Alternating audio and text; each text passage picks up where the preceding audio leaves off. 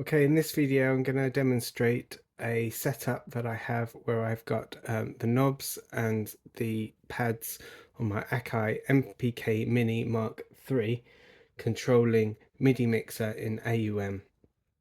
And this is good because you can store snapshots on the pads, which are these snapshots here in MIDI mixer.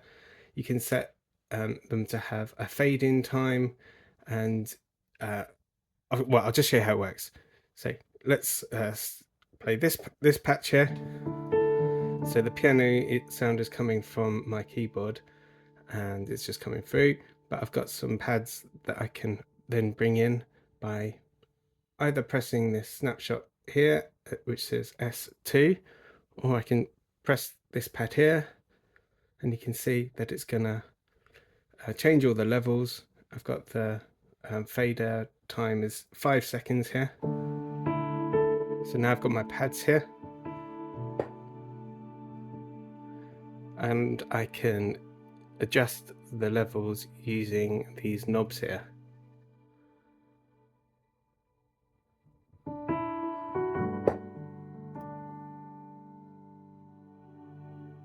Like that. So that's kind of handy, and I can switch between kind of different snapshots, which are different kind of combinations of pads that I have going.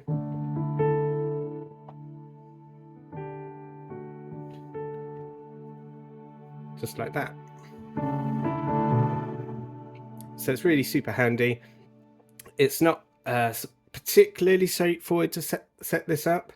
So MIDI mixer wants the input values coming in terms of so channel 1 needs to be channel 1 MIDI control 7.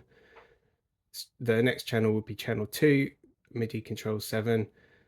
Next channel will be channel 3, and so on. However, on the MPK Mini, you can only set a single channel for all of the controls.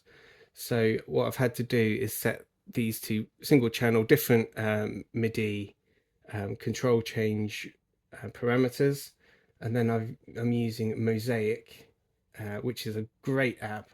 Only costs a couple of quid, so I highly recommend it. And I'm using Mozaic with a script to essentially convert the MIDI messages coming in from the MPK Mini into something that MIDI mixer can work with. So the other aspect is that you can set these knobs up using the Akai software on a Mac or PC. You can set them up so that they're either absolute or that they're relative. Now, absolute kind of works fine, but the problem is when you have them in absolute, if you change, for example, a fader here, the MPK Mini does not receive that message and update kind of where it thinks that value would be on the knob.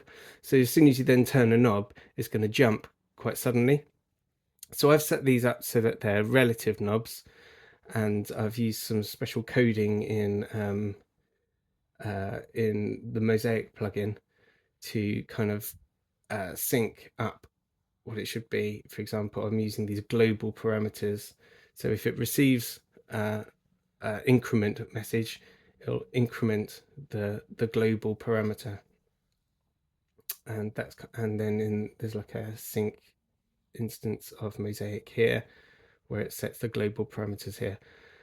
I can provide this code in the chat if you ask, but it's not too difficult, but it's just a little bit tricky. And that's about it.